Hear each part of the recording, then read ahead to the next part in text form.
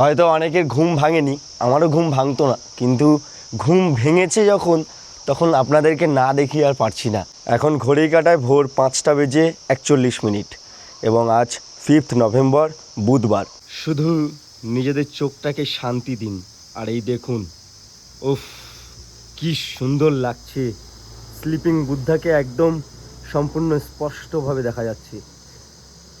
সূর্যের রশ্মিটা কাঞ্চনজঙ্ঘার ওপরে আস্তে আস্তে পড়ছে, গোল্ডেন কালারের যে আবির্ভাব সেটা হচ্ছে, এবং এই হলো কাঞ্চনজঙ্ঘা।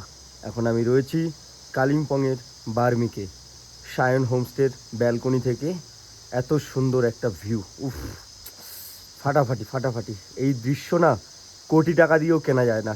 অনেকে পাহাড়ে আসে এই দৃশ্যটি দেখার জন্য, কিন্তু পাহাড়ে এসে এই দৃশ্য খুব একটা আমরা দেখতে পাই না, সব সময়ের জন্য তো দেখতে পাই না। আজ নভেম্বরের 5 তারিখে এত সুন্দর ভিউ এই ব্যালকনি থেকে দাঁড়িয়ে, তাও আবার মানে যেখানে আমি রয়েছি সেখানকার হোমস্টের ব্যালকনি, সায়ন হোমস্টের ব্যালকনি।